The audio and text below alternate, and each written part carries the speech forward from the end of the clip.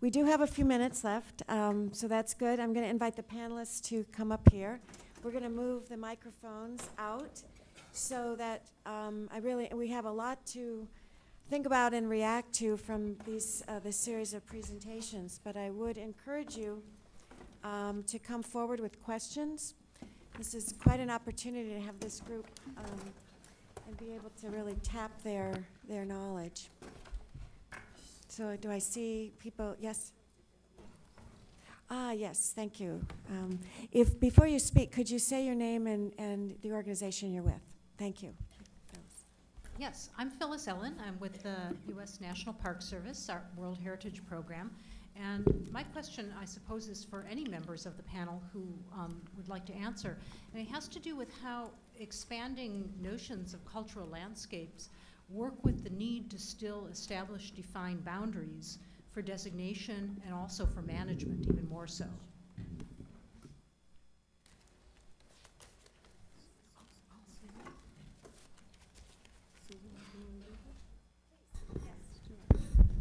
Shall I have a go? I was hoping you would. No. I think it's an extremely interesting and important question as to, yes, if we're talking about cultural landscapes being the interaction with people and the environment, and we're having to draw boundaries if we define such things as World Heritage Sites, or indeed if we define them for other sorts of protective legislation. And the question is, how do we do it? And this is, I think, an area where we definitely need more thought and more understanding of the logic of the processes for selecting boundaries. But certainly within World Heritage cultural landscapes, we're finding it quite helpful to go down the route of looking in detail at these attributes that convey the value, and sort of mapping the attributes, if you like, and to see where we can get a boundary that adequately reflects sufficient of this combination of attributes that we're looking for to express the value.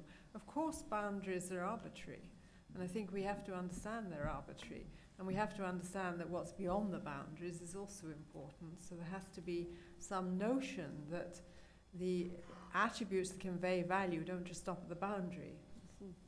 They may be less dense beyond the boundary, but they're still there. And it's extremely important that such attributes are looked at in connection with the people who live in the landscapes, the whole range of socio-cultural, economic aspects of the landscape that contribute to the value. We can't do it in an arbitrary way. But I think it's a very big and interesting question that you raise. Great. Did that answer? Anyone else want to? Okay. Yes, please. Can you find the microphone back there? No, it's a little awkward. Thank you. I think I would like to add to the question. You see, this is a problem between the people who are site managers, who have to work on the ground, and then what happens on a scholastic level, and those who discourse things. It is the whole way of getting from the discourse to the action. Because only last week I heard from an international expert, we don't want boundaries. There should not be any boundaries. Why do you have boundaries? We decide, we do it because we know it is required for certain reasons. And you gave, an answer about boundaries. Yeah, but then we have to get it administered and managed on the ground. And then there are a lot of other things coming there. So even that we take into consideration. And then many places we need boundaries, but we don't think it is a religious thing to be kept, I mean, it is a way, attitude you have towards that. It is a necessity. That's the thing.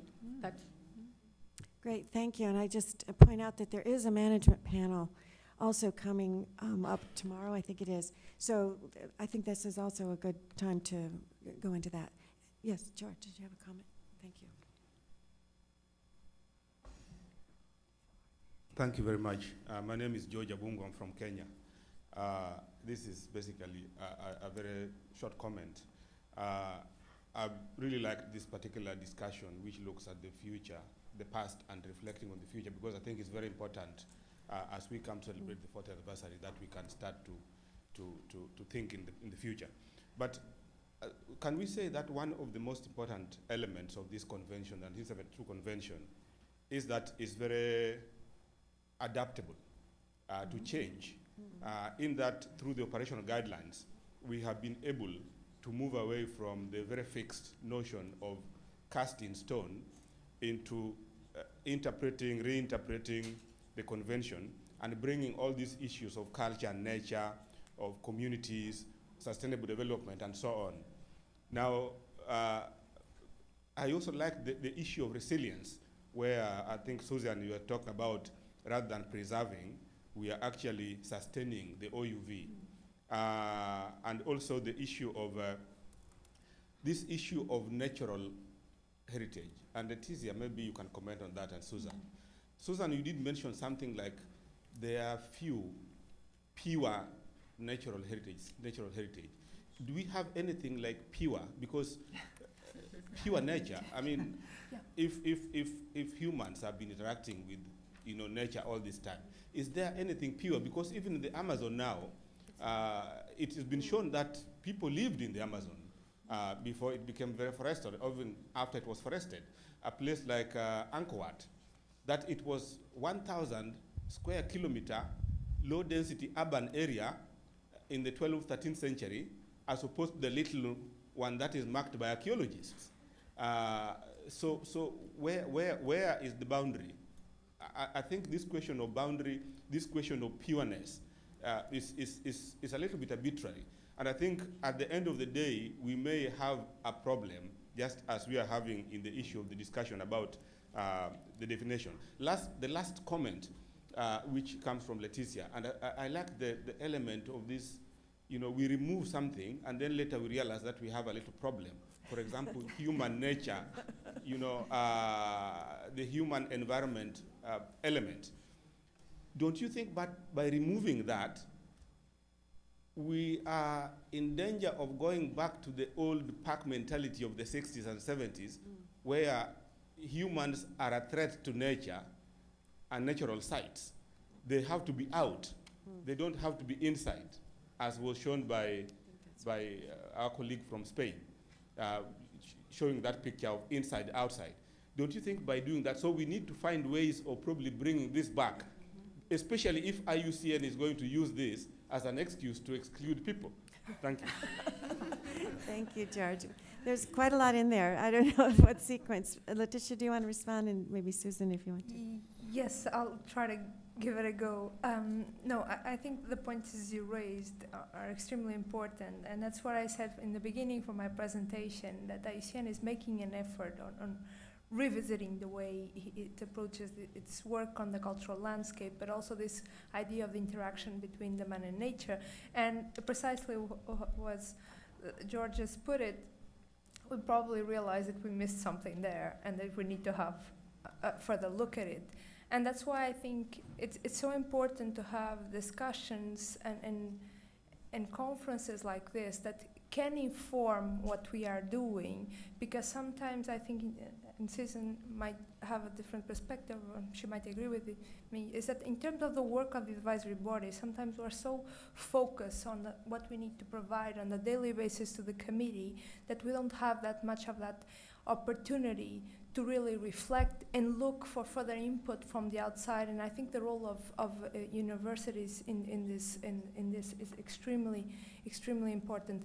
But definitely, I think IUCN is making an effort. I can only speak from the IUCN World Heritage Program. As I said, we're looking also in the part on how to work with indigenous people, how to work with human rights, because we acknowledge that there's things that we could much improve in this way. Thank you. Great, thank you. Other thoughts? Well, George, this is all very interesting. I mean, yes, I mean, if there is no such thing as pure nature anywhere in the world, and the whole thing is cultural, makes life easier perhaps. But I think to be serious, we've been breaking down the boundaries in many areas, but the one that does still exist, as Letitia was drawing attention to, was really this boundary between culture and nature. We have one set of criteria, but really they're not operated as one set. We have two advisory bodies, one for culture, one for nature. And so we have difficulties, if you like, inherent in the system at the moment, and we have to try and find ways to work around this, because I agree with you, there are not many places in the world that are pure nature. There are very few, and many sites inscribed on the list as natural sites, I hope Letitia would agree, have certainly reflect the influence of people, and indeed we have mixed sites, so how, if you accept a mixed site, you're accepting that there's human intervention in that site. So I think the whole nature, the discussion on what is a cultural landscape, what is a natural site, where the boundary lies between culture and nature, what are the role of the advisory bodies and how they can collaborate more, and how we can make better use of this one set of criteria. I think these are all extremely relevant issues that we can take forward. Want to record those. Monica, and then I think we'll have another question. Yes. Please feel free to, signal, and then we can go to the mic. Okay, great. Monica. Sorry, I think your first question was something like if the convention has been very innovative and has evolved quickly with the concept. I would say no. Convention and great agencies and laws normally always go after what people are needing or what people... We can find an easy example nowadays with internet, for example. Many countries have not yet introduced legislation or laws about that because it's going too quickly. So society normally goes much quicker than these worldwide conventions that are very slow and take... it's very useful, but what was one of the main points for cultural landscapes to be introduced? The great gaps that were in the list, because most of the monuments, most of the sites inscribed were in the western area.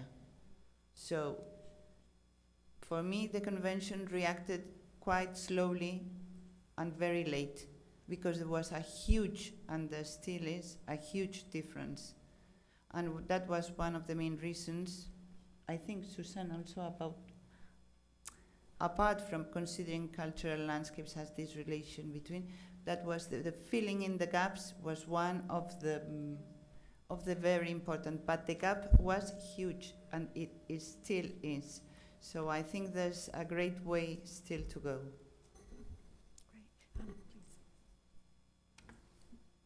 Yes, thank you very much to all the panelists. Really interesting presentations.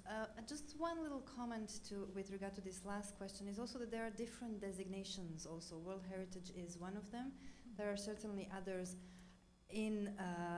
with regard to the different categories as described by the IUCN. But even in UNESCO we have another designation, which is an international designation but under a more soft law side, and that's the biosphere reserves, where the idea is precisely to have people and nature interacting and having this core protected area, and then around that organizing people in terms of sustainable development activities, sustainable livelihoods, and other issues. So these are also, and Mehtil was talking about these joint sites and how do you maybe solve some of these problems that which you have within the framework of the World Heritage Convention with this other designation, which would be the Biosphere Reserve. But my question also goes to our colleague from Japan. I really love the presentation, and it's always very, very interesting to hear where Japan is in their reflections on what this interrelationship is. And I wanted to ask you, there is a lot of talk about Satoyama type of landscapes, particularly on the biodiversity side of the discussions. And this has been really pushed forward as a way of seeing harmony with nature and the way forward in terms of sustainable management of landscapes. And so my question is, what is the connection to cultural landscapes what is the connection with this broader harmony with nature type of thinking. And by the way, actually a General Assembly resolution on harmony with nature, which is currently being discussed in the General Assembly. So there are some, you know, thoughts on that also at the level of the General Assembly. And just to conclude, Japan is really one of the governments that is very much supporting all the work on biodiversity and cultural diversity, and has been one of our major donors for the joint program also. Thank you very much. It's Satoyama means actually neighborhood, the surrounding mountainhood. So the Satoyama mainly used by the nature conservation people, and actually exactly is almost the same to the cultural landscape, what is the culture agency using, actually overlapping it. And this moment is very much important area, what we are moving in, that is in the people are living and the surrounding natures, which means where we lived in, it's catching the mushrooms and others, and those are important things. That's actually is the same. Satoyama movement and cultural landscape movement is, I think, towards the same goals and what is. Yeah. Thank you. Thank you. Patricia. Patricia O'Donnell. I'm just reflecting on the sort of interweaving of process and this notion of integration in each of the talks. And I know at IFLA in the work toward a potential international landscape convention, I've been stressing the notion of a continuum of culture and nature rather than an opposition.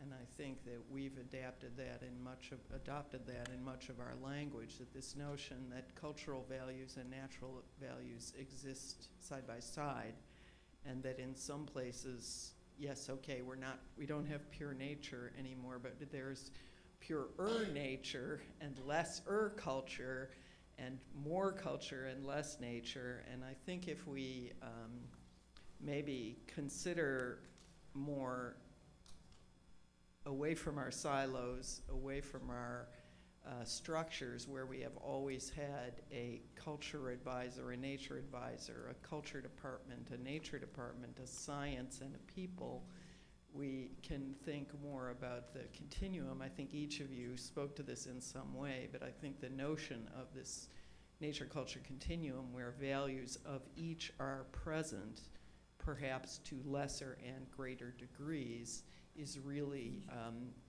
encapsulated in our practice today of cultural landscapes. And of course, thank you each for your very interesting and evocative papers. Great, thanks. Would anyone want to comment? Otherwise, I'm afraid we're going to do one more Fausto, and then this will be our last, and Thank then you. we'll Very have to quickly. close. Fausto Thank you, Sarmiento. Fausto. Just following on that idea, from my experience, what the governments out, particularly in the Global South, need is a better technical guidance to approach the practicality of determining what type of category it should be placed. And so technically, I think we are facing the impossibility of determining with exactitude what type of landscape it is. I wonder if you are agreeing with the majority in having this hemerobiotic degree. How can we determine whether this is either cultural or natural? It's not a binary, we know, but how is that we can technically suggest authorities in the local governments that this is technically the way in which we can see this landscape? Thank you. Maybe that's the suggestions for the future, but any response? Or so noted, because I think that's exactly the kind of proposals, I think, that we're looking for also to coming out of this conference. I'm afraid we'll have to close, but I want to do a couple things. First, I want to introduce Brian Daniels, who's our rapporteur for the panel. So he's been noting all the important things that have been said. I just want to say he's Director of Research and Programs at the University of Pennsylvania Cultural Heritage Center, and is going to be working on other panels, so you'll see Brian again. And I want to thank him it's been great working with him to prepare for this.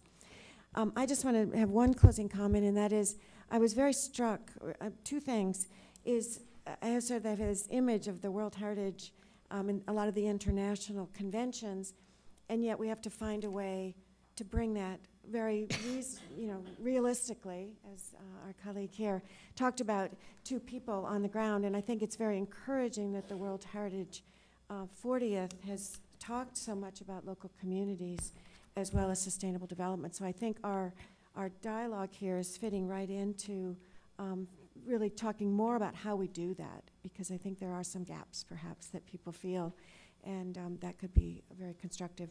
And I also want to recognize the proposal that Ethan made, because I think this next generation, as universities are so good at reaching, I think is also incredibly important as we think about the sustainability of this, these efforts and this dialogue into the next younger folks. So thank you very much. Thank our panelists very much for their presentations. Thank you.